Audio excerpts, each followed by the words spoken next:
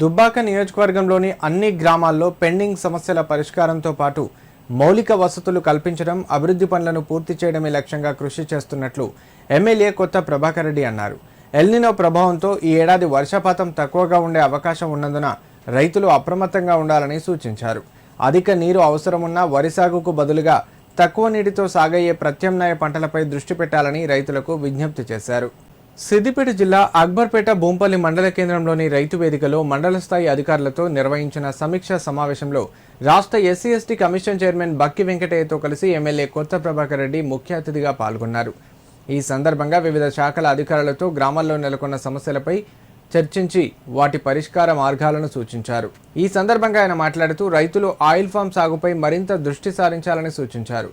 ఉద్యాన పంటల సాగుతో ప్రభుత్వం ఇచ్చే ప్రోత్సాహకాలను రాయితీ ద్వారా అందించే బిందు, తుంపర సేద్యం పరికరాలను సద్వినియోగం చేసుకోవాలన్నారు. పలు గ్రామాల్లో శిథిలావస్థకు చేరిన కరెంటు స్తంభాల స్థానంలో నూతన స్తంభాలను ఏర్పాటు చేయాలని విద్యుత్ శాఖ సిబ్బందికి సూచించారు. నేడు గ్రామాల్లో మిషన్ భగీరథ మంచినీటిని తాగునీటికి కాకుండా వృధా చేస్తుండటంతో కాలనీల్లో నీటి సదుపాయం పొందుతున్న ప్రభుత్వ బోర్ల ద్వారా వేలాది రూపాయల విద్యుత్ బిల్లులు గ్రామ పంచాయతీలకు భారంగా మారాయన్నారు. గ్రామాల్లో సర్పంచులు, పంచాయతీ కార్యదర్శులు, మండల స్థాయి వివిధ శాఖల అధికారులు సమన్వయంతో పనిచేయాలని కోరారు. ఈ సమావేశంలో డిఆర్డీఏపీడీ జయదేవ్ ఆర్య, జిల్లా పంచాయతీ అధికారి రవీందర్, ఆత్మ committee chairman Gandhari Narender Reddy, Dubbaka, Mirudoddi AMC చైర్మన్లు కొంగరి రవి, బొమ్మెర సంయుక్త శ్రీధర్, పిఎస్సిఎస్ చైర్మన్ కైలాష్, పలు శాఖల అధికారులు, సర్పంచులు, పంచాయతీ కార్యదర్శులు పాల్గొన్నారు.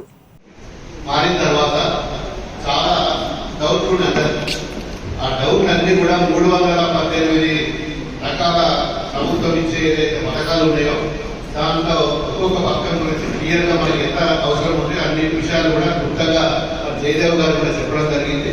మరి మన డిస్ట్రిక్ట్ పంచాయతీరాజ్ ఆఫీసర్ కూడా వాళ్ళు కూడా చాలా విషయాలు చెప్పినాం. మరి అన్ని డిపార్ట్మెంట్ల మీద కూడా మరి పొద్దుటి నుంచి దాదాపు 3-4 గంటలు పూర్తి స్థాయిలో మరి మండలం వచ్చిన తర్వాత నాకు తెలిసి నేను మొట్టమొదటి మీటింగ్ మనకు నిన్న తారీఖు నాడే మండలం వచ్చింది. ఈ రోజు 4 సంవత్సరాల అయిపోయింది మండలం వచ్చింది. ఏడు శాఖ మనకు ఎప్పుడైతే సాంక్షన్ వచ్చిందో మండలం జీవో వచ్చిందో 4 సంవత్సరాలు పూర్తయింది. మరి మొట్టమొదటి మీటింగ్ 19 గ్రామాల సర్పంచులు, గ్రామాలకు సంబంధించిన విలేజ్ సెక్రటరీలు అందరూ కూడా అన్ని అధికారులు, జిల్లా అధికారులు కూడా రావడం చాలా సంతోషం. ప్రజాప్రతినిధులు మరి మీడియా మిత్రులు ఈరోజు ఈ మండలం గురించి పూర్తి స్థాయికి ఒక అవగాహన వచ్చింది. 3 ముఖ్యమైన అంశాలు మాట్లాడినాం. ముఖ్యంగా నంబర్ 1 ఏంటంటే వ్యవసాయం గురించి. మరి వ్యవసాయం గురించి పూర్తి స్థాయిలో మరి దాన్ని పండించుకొని మరి మొన్న చాలా ఇబ్బందుల పాలైన మనం దాన్ని అంచెలంచెలుగా దొడ్డు వద్దకు నుంచి సన్న వద్దకు మార్చుకోవడం, పంట మార్పిడి చేసుకోవడం. కొందరు 5 ఎకరాల కంటే పై ఉన్న ఎవరైతే ఫార్మర్స్ ఉన్నారో జిల్లాలోనే అక్కడ మొదటి స్థానంలో ఉన్నది కదా. మరి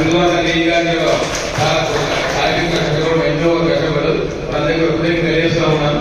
మరి మన కరణ్య గారు, కన్నయ్య గారు కూడా చాలా బ్రహ్మాండ పనిచేస్తున్నారు. మన కన్నయ్య గారు కూడా ఎందుకంటే చిన్న పనిపడగానే పాపం కంట్రాక్టులు చెప్పి సాక్ష్యం లేకుండా అనుమానం పని ఉద్యోగ పని చేస్తున్నాడు. వారికి హృదయం తెలియజేస్తూ ఇంకా సమాజం